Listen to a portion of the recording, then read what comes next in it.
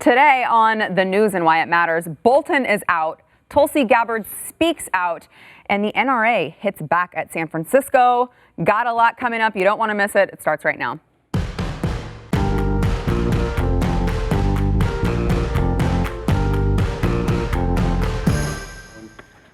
Welcome to the news and why it matters. I am Sara Gonzalez, joined by the one and only Mr. Glenn Beck. I feel like an honor that you're actually here for several days in a row. It's been a while that I've been here for a while. Like 2 days, 2 whole days. And then we have on your maiden voyage on the show, we've got Pete A. Turner. That's right. Host of the Break It Down show. Yeah, my honor to be here. Thank you. Thank you for joining us. And we also have Cliff Maloney, president of Young Americans for Liberty. Glad to be here. Thank you for being here. And I would just like to say, I said this off air, but can you please tell all of the other groups to just come up with something other than Young Americans for? While we appreciate their, their involvement, it gets very confusing. Yeah, liberty's what it's all about. So There you go. Firm with that. There you go. We got a lot to get into, but first we want to thank our sponsor, American Financing. So American Financing is a company that I started dealing with about 2008, right after the crash. They called, they wanted me to endorse them, and I'm like, no, I don't believe in mortgage companies right now. You're all crazy. And they said, no, that's why we listen to you. We know what you're saying is true. It's coming. I said, well, call me after the crash, after you tell me how you've weathered and how all of your customers have weathered. They called me right after the crash. They weathered fine. They didn't have a problem because they don't work for the banks. They're not trying to jam you into something. And a lot of times they turn people down because, like Stu was turned down because Stu is weird. He is always looking for an angle, and they're like, no. And if you can get a bank to do that, go ahead. These are people that will help you if you're a responsible American and you're looking for the right loan that could save you thousands of dollars. If you're looking to refinance, you're looking to consolidate or to buy your next house, it is American Financing at AmericanFinancing.net. So let's see. John Bolton has stepped down as National Security Advisor. So there has already been some conflict, right? Trump said, I told him he has to resign. Bolton says, no, I offered to resign. But regardless, the news comes right after news of a planned but now canceled meeting at Camp David between the White House and the Taliban to discuss a peace deal in Afghanistan. Glenn, your thoughts? I like John Bolton. I know John Bolton. I think he's a guy who is absolutely the kind of guy who's like, why don't we nuke it? He's a little strong for my taste at this point. I think we've had enough war and trying to insert ourselves all over the world. I think it was in really poor taste that we would host the Taliban at Camp David, the week of September 11th. I think that shows not the optics you want. Not the optics you want, but I don't think anybody really cares, and everybody knows that the Taliban is, he was saying, you can't do a deal with the Taliban, they're not trusted. No kidding. We know that. What is your other option? We stay there forever? We mismanaged this from the beginning by not stating the win. Here's what we're doing. Instead, we said we're going to transform them into a free, loving democracy just like us. You cannot give that to people. They have to earn that themselves, and they don't want it. So, what are we doing there anymore? I think it's good that we're getting out. Well, and I'd say, you've had this problem where Trump has run on this campaign of America First. A foreign policy that is, let's take care of our country. We've been policing the world. We've been nation building. We got troops in over 120 countries. And I think Bolton, from the minute he stepped in, I think a lot of people were surprised, especially hardcore conservatives, libertarians that were thinking maybe this would be the time that we'd scale back. And like you said, have we had enough war? So the squabbling and the Twitter firing and I'm not really interested in that. But I do think this is a pretty good moment for Trump to be able to step up and kind of be that America First, hey, let's focus on our men and women. And one thing you said that I loved, we need a mission. Let's declare victory. Let's figure out what is the mission in the Middle East. Let's set it. Let's declare victory. And then, hey, maybe bring the troops home. And we're not hearing that. I really liked what Trump said recently on Afghanistan. It was maybe last week at some point. He said, we're done with nation building. We're not nation building. We will not do that, as long as I'm president. I liked having John Bolton there because I like having the president have somebody who is really strong on no, wipe them out. And I like the balance of Trump, who says, no, let's not get involved. I liked having those two going head to head with the guy who is in charge being the guy who says, no, let's pause. I think he has shown tremendous restraint. They keep trying to make Trump into a warmonger. He is the furthest thing from it. Yeah. Pete, what are your thoughts? Yeah, well, look, as the person at the table that's got the most combat tours, I will tell you this. 8-9 years ago, I was talking to a farmer in Taliban country, and he said to me, you guys are going to negotiate with the Taliban. They're going to be part of the government. So you're telling me to reject them is never going to be reality. This is a person that lives in this space saying, this is never going to be. You guys are going to negotiate with them. So here we are negotiating with them. And this, understand that this failed meeting is a negotiation, but who has all the cards? The Taliban are going to continue to be involved. They're going to continue to be part of the resolution. I heard this on NPR, and I'd love your perspective on it. I'm listening to it, and they were making us look like giant losers and saying, Trump is just giving away the House, and, they got all the cards. Of course they have all the cards. Yeah. Of course they have all the cards, because we mismanaged it from the very beginning. What is it that we're going for now? Pride? Well, I would say from the ground truth perspective, which is where I deal with as a ground force guy, we never prepared for the fight or for the nation building mission. We just really didn't. We'll tell you that we did, but I've talked to any number of special operators, and I'm sort of their kin, and they'll all say, we've had more conversations than fired bullets in combat. And where did you put most of your training? On firing bullets. So if we weren't trained to have the conversations that we need to have, or like the translator operations, to understand how to use a translator at the professional level, that doesn't exist in the DOD. It just doesn't. So That's not what it's for. That's State Department. Right. You guys are to go in and kill people faster than they can kill us. Right. And yet there we Clear are. victory and then come And home. go home. There we are carrying paint buckets. Right, that's not right. Inoculating sheep. So if we're going to do that, we have to do more of it and better of it. We're not going to do that. So, it's a fail slow method instead of a fail fast method. Like you said, there wasn't a very good end state that was declared. And so, yeah, this makes a lot of sense. They come to town and they're going to negotiate and look, we're bound to them. They are the end game partner. There's just no way around it. And the one question I feel like we never ask is, do they want us there? Now, I know that there are strategic interests and people want to talk about this. And I'm not talking about the country heads. I'm talking about the citizens, right? In a lot of these countries. And when you've been there for 18 years, that question, I think at a certain point, it's not just about whether there's a mission or not. It's, do the people that we're there saying that we're trying to nation build for, do they want us there? And if we get to the point where it's a clear no, that's where I feel like, should we be policing the streets? Should we be rebuilding bridges that we've, blown up over the years? Or do we finally just say, look, they're going to paint us as being weak. They're going to paint us as we pulled out and we gave up. But when's the end game on that? Do we go another 10 years? Another decade? When did we lose this idea of the military and what the military is supposed to do? The military is a tool that the president has a whole toolbox, and he can take that tool out and say, destroy them, kill them, destroy them. Then take that tool and put it back in, and then say to the State Department or whoever else, go help them, go do this, let's talk to them. The military is for strike. There's also a problem with the State Department, though, Glenn, because, and I'm going to be unfairly critical of those guys, but I've seen them do it in the field. You can't roll your eyes at an Afghan elder and tell him he's the boss.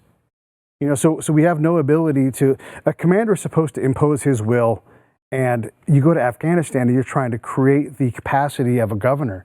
They can't do that if they're not. The biggest thing I learned in all my time was there's only room for one sword in the scabbard. If that sword is not the Afghan leader, then we should go home because it's not a will imposition kind of fight. So State Department won't do that. They're too arrogant to do it. You can't roll your eyes at an Afghan elder and then tell him he's the boss. It doesn't work. But I think that's why we need a different foreign policy. I mean, the Constitution, I don't want to take us back, hundreds and hundreds of years, but I think there was a point. I think there was a point for saying, look, we need to declare war, because I think we understood if you spread yourself too thin, you're going to have problems. Declare the war, set the mission, Go in, bomb the hell out of them, win, come home. Right. And when you get in the weeds and we're talking about tactical shifts, I mean, all that to me is a lot of noise. We've been there 18 years. The only, I actually talked to the maker of, the inventor of the neutron bomb once. This is like 25 years ago. And he was pissed that we never used the neutron bomb. And when he described it, I'm like, I'm pretty glad we haven't used the neutron bomb. It's horrific. But so is the fuel-air bomb. Fuel-air bomb sprays fuel out, it ignites, it actually sucks the oxygen out of the lungs of the other fighters, okay? And then rains fire down on you. Good. If we are going to war, it is only moral to do it as fast as you can. And they will respect a government and a country that just says, look, you want to get into war? We're not going to fight this half-ass.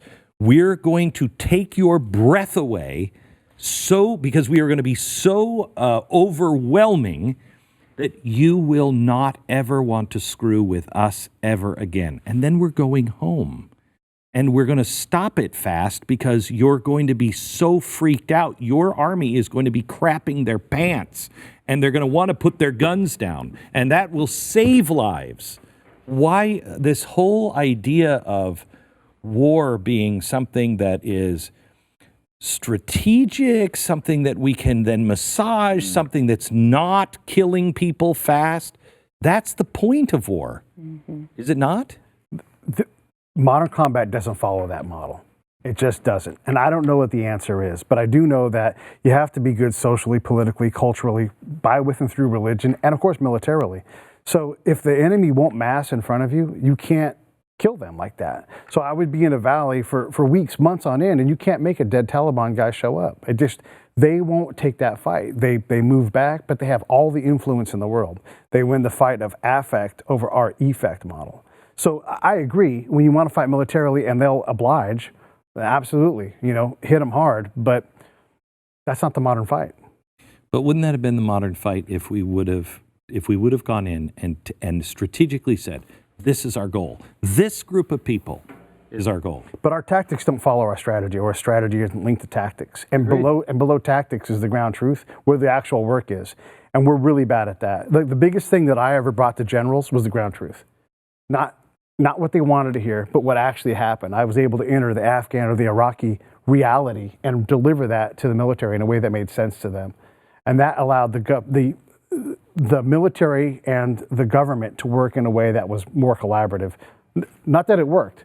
That stuff is exceptionally hard and delicate, but modern combat is exceptionally deliberate, slow work built on a whole bunch of failure that you slowly winnow out the failure until you have models that work. Let me ask you this, and I hope you know, I appreciate your service. No, please. Air Force. What do you say to somebody right now if they're being sent to Afghanistan? And I mean this, obviously to fight for the country, but what do you think is the rationale you give them? Like, what is the mission, and what do you tell them they're fighting for? I mean, outside of the, hey, you're fighting for the Constitution, you're fighting for the country. Like, is there something that you can tell them that is like, this is the mission, this is why we're going in? But I think that's a fair question, right? What is the mission? And we've had mission creep like crazy. I've sat in meetings where we were planning like the assessment of the Afghan government. And I would raise my hand because I know I've seen this over and over again. And I would say, where are the Afghans? There's none in this room. We're going to assess the government and the performance. Like, well, this is meetings classified. It's their government. How can it be so classified? They can't be present for this. And then the conversation is, and this is absolutely 100% true, we're assessing hospitals. And in this district, in this county, there is no hospital, which means the Taliban runs the hospital. And the colonel says, well, how are we going to advance to the next mile marker, the next tranche, as they call it, if there's no hospital here? And then the other colonel leans over and says, sir, we've lowered the bar in this area. Well, if you're going to lower the bar, then you can't accomplish the strategic ends because there is no tactical win there. The people are completely separated from the national government. They don't elect people the way we do. We don't account for religion. All of these things create problems. So that person that's going to go, I would say read more books and try to do less damage. That's why we shouldn't be involved. That's a fair point. We shouldn't be involved. How much different would we be in today's America had we said, these are the people who did it, we're going to teach them a lesson. Taliban, we're going to destroy you. Next Taliban might come up, don't screw with us. And we would have gone in and hammered them and come back within a year. And not nation build or anything else, just hammer the people responsible. How much different would we be? Yeah, and I think you talk about generals and these different folks, working with hospitals. Back to what you said, they've been trained to go in, kill, complete the mission, and come home. Not figure out the hospitals and some of the strategy on the ground. I mean, we got to get back to a point where it's like, at what point are we not negotiating with local folks and trying to figure out strategy? Are they doing what they were trained to do? Go in, complete the mission, and come home. All great points. Back in a minute. So how different would it be? Would it have been better? The Taliban wouldn't fight. I could tell you all kinds of stories about it. Before we get back into the conversation, we want to thank our sponsor, Cruz Through History. Glenn. Yeah, we're going on a cruise. I was just talking to Dennis Prager. He does these. He's done, I think, 25. He limits them to 200 people. Oh. I was like, oh, wow. We have the entire cruise ship of 3,000 people. Look at the size of this cruise ship. Everyone on there is a fan and going to be coming. We have the museum has just been set up. We're bringing all kinds of really cool artifacts where we will show you the connection between, what we learned from Venice, what we learned from Athens, and what we learned from the Holy Land, and what we took that built this nation. And I'll be there. Bill O'Reilly will be there. David Barton will be there. We have a lot of people coming. There's only a few cabins left, so grab yours now. You can go to comesailaway.com to learn more. Like Glenn said, it's just about sold out, so you're going to want to go there pretty quick, comesailaway.com. So Tulsi Gabbard, who the DNC has made sure didn't qualify for the next round of debates. She was recently on the Rubin Report, our friend Dave Rubin, who, in case you haven't heard, is joining BlazeTV.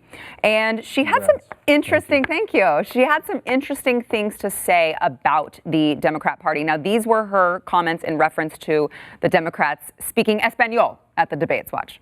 The identity politics that are being used, again, to further divide us, to further drive separations between us, and purely for selfish political gain is a real danger. I agree with you. It undermines that unity that we have. That doesn't come with groupthink or saying, well, hey, we're all exactly the same. We think the same way. Not at all. Yeah. It's that unity that we have in recognizing our diversity and our strength and who we are as Americans and the principles and freedoms that make up the bedrock of our country.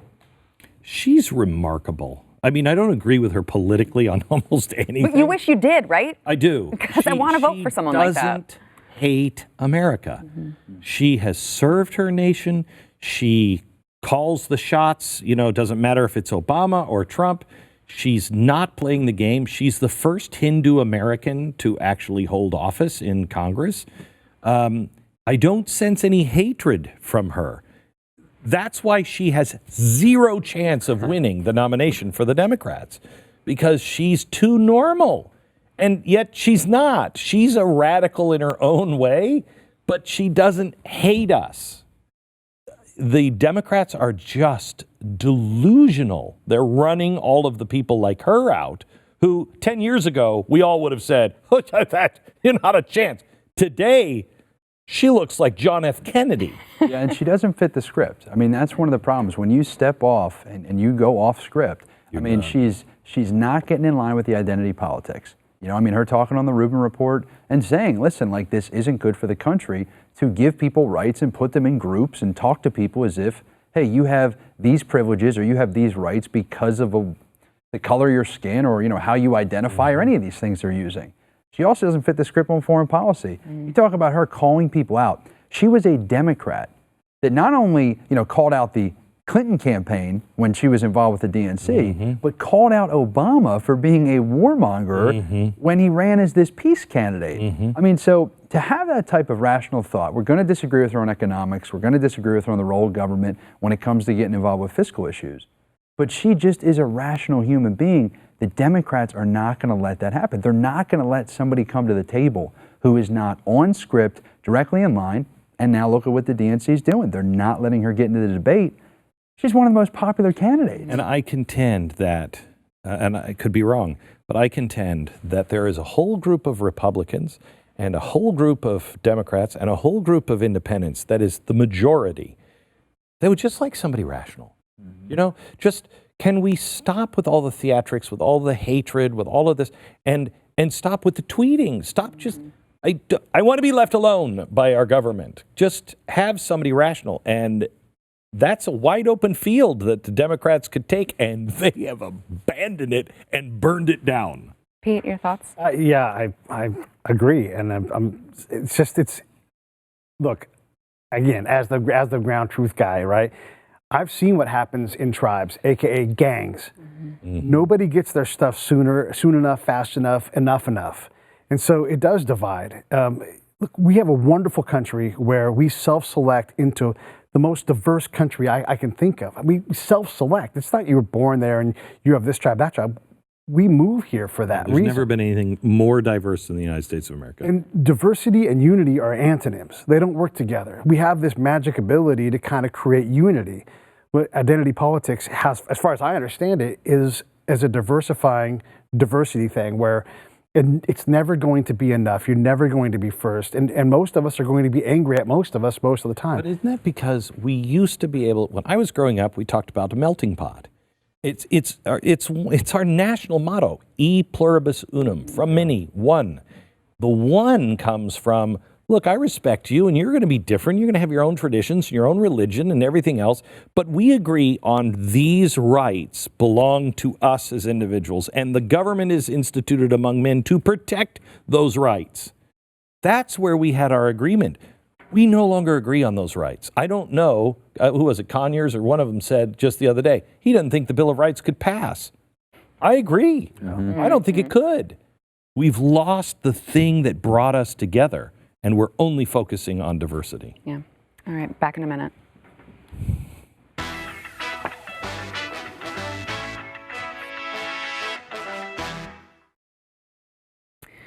Speaking of presidential candidates and how you have to be angry, right? You have to be angry to be a presidential candidate in the Democrat Party, and you have to want to fight.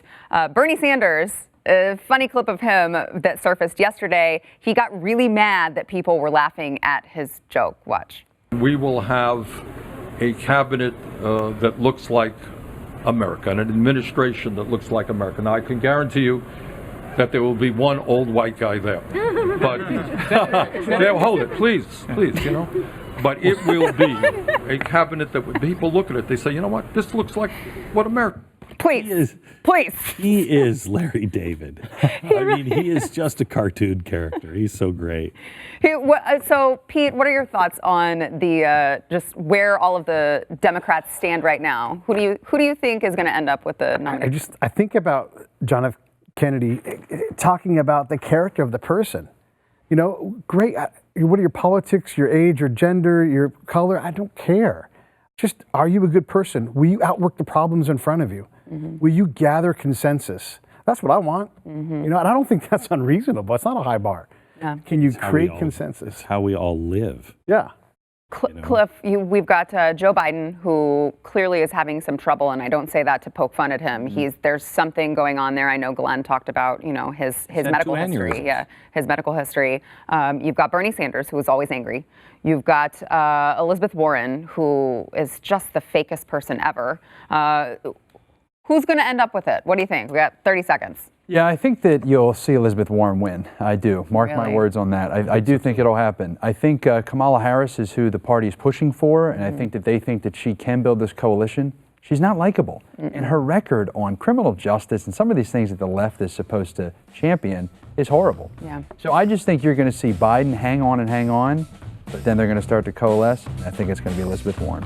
Interesting. Yeah, Bernie, Weekend at Bernie's, the Bernie, and then the female Bernie. So, oh, America, what are you doing?